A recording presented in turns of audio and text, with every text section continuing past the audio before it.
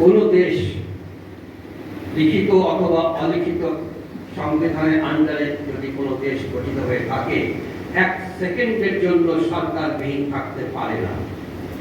যেই মুহূর্তে সরকার পালিয়ে গিয়েছিল সেই মুহূর্তে আমাদের একটা কনস্টিটিউশনাল ক্রাইসিস সৃষ্টি হয়েছিল, কিন্তু সেই কনস্টিটিউশনাল ক্রাইসিসের আমরা কোনো ঘোষণা দিই নাই। আমাদের সেদিন উচিত ছিল, যেদিন 8ই অগস্ট সরকার ঘোষিত হয়েছিল, সেদিনই আমাদের উচিত ছিল এই বিপ্লবের সনদ ঘোষণা করা। সেই বিপ্লবের সনদে ঘোষিত হতে পারত যে আমরা যেহেতু সরকার পালিয়ে গেছে এবং এই সংবিধানকে কেটে ছিটে এটাকে একটা জঘন্য দলিলে পরিণত করা হয়েছে, সুতরাং আমরা এই সংবিধানকে বাতিল ঘোষণা করলাম। কিন্তু সেই কাজটি আমরা করি নাই, আর করি নাই বলে আমরা শেষ বাসটি মিস করেছি। আমরা সংবিধানকে গ্রহণ করে নিয়েছি।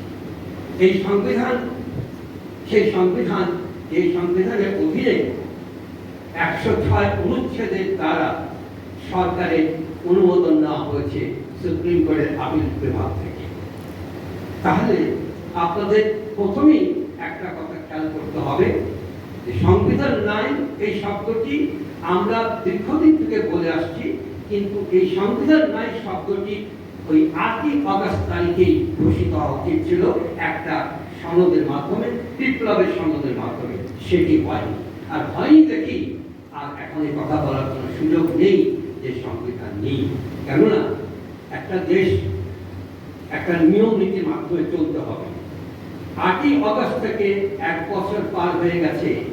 আমাদের যে বর্তমান সরকার রাষ্ট্রীয় যে কার্যক্রম করেছে সেগুলো সব সংবিধানের অধীনেই করেছে। সুতরাং এই এখন যদি আমরা বলি সংবিধান নেই, তাহলে সরকারের সমস্ত কার্যাবলী অবৈধ হয়ে যায়, আর তাতে জাতিসংঘ থেকে আমাদের উপর একটা বিশেষ চাপ সৃষ্টি হতে পারে যে অবৈধ সরকার অবৈধ কাজ করে যাচ্ছে, এগুলো বাতিল করতে হবে। সুতরাং ওই রিস্কে আমাদের যাওয়া ঠিক হবে না। আমি এখন খুব অল্প ফরম্যাটে কথা শেষ করতে চাচ্ছি। আমাদের আজকের বিষয়টা হচ্ছে যে জুলাই সনদটাকে কিভাবে আইনগত ভিত্তি দেওয়া যায়। একটা জিনিস আপনারা খেয়াল করবেন, এখানে দুটো ডকুমেন্ট আছে, একটা হচ্ছে জুলাই ঘোষণা, আর একটা হচ্ছে জুলাই সনদ। জুলাই ঘোষণা এক জিনিস, জুলাই সনদ আরেক জিনিস। জুলাই সনদকে আইনগত ভিত্তি দিতে হবে। এই দুটো ডকুমেন্ট কিন্তু আলাদা করে আপনাদের চিন্তা করতে হবে।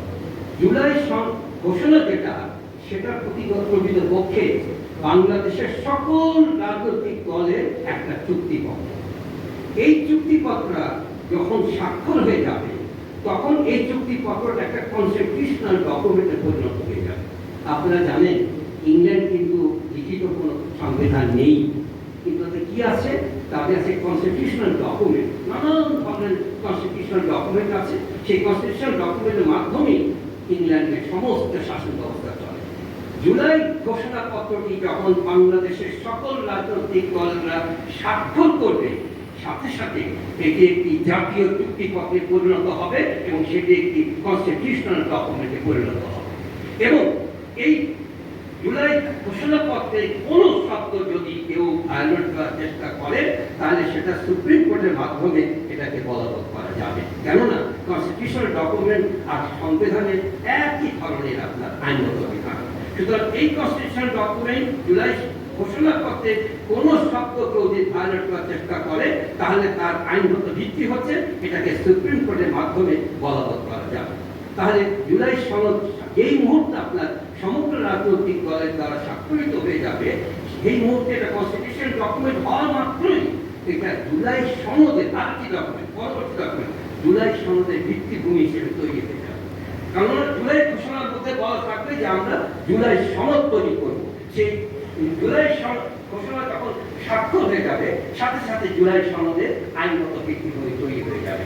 আর এই আইনগত ভিত্তিভূমি যদি তৈরি হয়ে যায়, তাহলে এই জুলাই সনদটিকে কিভাবে আইনগত ভিত্তি দেওয়া যাবে, আইনগত ভিত্তি দেওয়া যাবে, সেটা হচ্ছে এই যে জুলাই ঘোষণার মধ্যে লেখা থাকবে যে এই জুলাই ঘোষণাপত্রের মাধ্যমে যারা পরবর্তী নির্বাচন হয়ে সরকার গঠন করবে, সংসদ গঠন করবে, তারা জুলাই সনদকে বাস্তবায়ন করবে।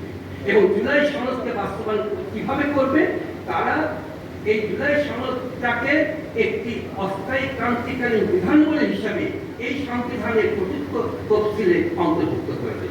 এই যে চতুর্থ তফসিল যেটা আপনার আমাদের সংবিধানে বর্তমানে আছে, এই চতুর্থ তফসিলটা প্রকৃতপক্ষে সংবিধানের মূল বিধানের সাথে সংযুক্ত আছে।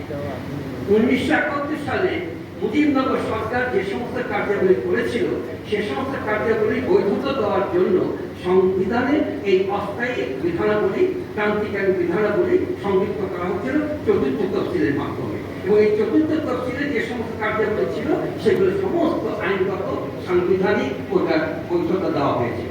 আমরাও যদি এই জুলাই সনদকে এই সংবিধানের চতুর্থ তফসিলে সংযুক্ত করে, অন্তর্ভুক্ত করে, পরবর্তী সরকারকে অন্তর্ভুক্ত করে এটাকে ক্রান্তিকারী বিধান হিসাবে ঢুকিয়ে দেয়, তাহলে এটি আর কখনোই আপনার এটাকে বাতিল করা যাবে না। কেন? কারণ চতুর্থ তফসিল হচ্ছে এমন একটা বিষয় যেটা সংবিধান সংশোধন করা ব্যতীত আর চতুর্থ তফসিলকে কোনোভাবেই আপনার বাতিল করা যাবে না। আর যদি আমরা জুলাই সনদের মধ্যে এই কথাটা ঢুকিয়ে দিতে পারি যে চতুর্থ তফসিলে যখন অন্তর্ভুক্ত হয়ে যাবে, তখন একটা সাংবিধানিক ডকুমেন্ট হিসাবে এটা গণভোট ছাড়া কোনো অবস্থাতে এটাকে বাতিল করা যাবে না। তাহলে একমাত্র আমরা জুলাই সনদকে আমরা আইনগত ভিত্তিভূমি, সাংবিধানিক ভিত্তিভূমি দিয়ে এটাকে নিরঙ্কুশ করে দিতে পারি সারা জীবনের জন্য। এই প্রস্তাবনাটা আমি আপনারা জানেন, আমি দীর্ঘদিন থেকে আমাদের বিষয় বলেছেন, দীর্ঘদিন থেকে থেকে আমি বলে আসছি যে সংবিধান নেই, আপনারা এই ঘোষণাটা দিচ্ছেন না কেন? সংবিধান নেই, ঘোষণা দেওয়া মাত্রই অনেক সমস্যা থেকে আমরা বেঁচে যাব। আমরা এই যে সরকার হয়েছিল, সেই সরকার একটা বিপ্লবী সরকার হতো, এবং বিপ্লবী সরকার হয়ে তারা নতুন সংবিধান করার জন্য নতুনভাবে চেষ্টা করতো, কিন্তু ওই কার্যগুলো করা হয় নাই। করা যখন হয় নাই, সরকার যখন একটা ঐক্যমত্য কমিশন করেছে, জুলাই ঘোষণাপত্র করেছে, জুলাই সনদ করেছে, এখন এই বাস্তবতার ভিত্তিতে এই সংবিধানের মধ্যে এগুলো কিভাবে ঢোকানো যায় সেই বিষয়ে আমি নানানভাবে পৃথিবীর নানান ডকুমেন্ট আমি কনসাল্ট করে দেখেছি যে এই পদ্ধতি ছাড়া এই জুলাই সনদকে আর আইনগত ভিত্তিভূমি কোনোভাবেই দেওয়া সম্ভব না। তাহলে আমার একদম কনস্ট্রাকটিভ প্রপোজাল হচ্ছে, আমাদের এখানে যদি আমরা গণভোট করি, গণভোট করতে পারি আমরা। এই আমাদের যে প্রস্তাবনা আছে, আমরা বর্তমান যে সামনে যে নির্বাচন হচ্ছে, এই নির্বাচনের সাথেই আমরা গণভোটের ব্যবস্থা রাখতে পারি, কোনো অসুবিধা নাই। কিন্তু যদি আমরা সেটা না করি, কোনো কারণে আমরা সেটা না করি, তাহলে জুলাই সনদকে এই দুটো ডকুমেন্ট, জুলাই ঘোষণা এবং জুলাই সনদ, দুটো ঘোষণার মাধ্যমে এটাকে সংবিধানের চতুর্থ তফসিলে আমরা ঢুকিয়ে দিয়ে এটাকে আইনগত ভিত্তি আমরা প্রদান করতে পারি। এবং আমার মনে হয় যে ঐক্যমত্য কমিশন আমার এই প্রস্তাবনাকে যদি বিচার বিশ্লেষণ করে, তাহলে আমার এই প্রস্তাবনাকে আইনের সাথে সাংঘর্ষিক নয়, আইনের সাথে অনুকূল বলে পাবেন, এবং সেই অনুযায়ী তারা এটা গ্রহণ করতে পারেন। সুতরাং জাতির কাছে, কমিশনের কাছে আজকের এই সভার থেকে আমি প্রস্তাব করছি যে জুলাই সনদকে আইনগত ভিত্তি দেওয়া যায়। এটার জন্য তারা যে হালে পানি পাচ্ছে না, ঐক্যমত্য কমিশন হালে পানি পাচ্ছে না, কথাটি ঠিক না। লিগাল এক্সপার্টদের কাছে যেতে হবে, লিগাল এক্সপার্টদের কাছে পরামর্শ নিতে হবে, এবং তাদের কাছে জিজ্ঞাসা করতে হবে কিভাবে এইটাকে আইনগত ভিত্তি দেওয়া যায়। গত 16 বছর আমি বিচারপতি হিসাবে সংবিধান নিয়ে নাড়াচাড়া করেছি, আর আমার প্র্যাকটিসিং জীবন হচ্ছে 50 বছর। আইনজীবী হিসাবে 50 বছর ধরে আমি এই সংবিধান নিয়ে নাড়াচাড়া করছি, 16 বছর বিচারপতি হিসেবে নাড়াচাড়া করেছি। আমার এইটা সম্পর্কে বেশ কিছুটা জ্ঞান আছে। যদিও বাংলাদেশের সংবিধান আর আমেরিকান সংবিধান এক নয়, বাংলাদেশের সংবিধান 50 বছরও আমি বুঝতে পারি নাই, কিন্তু আমেরিকান সংবিধান আমার 10 মিনিট আগে বুঝতে। সুতরাং আমার এই প্রস্তাবনাটা যদি গ্রহণ করা হয়, জাতি অনেক সংকট থেকে বেঁচে যাবে। আমি সেই প্রস্তাবনাটা আমার বক্তব্য শেষ করছি। সকল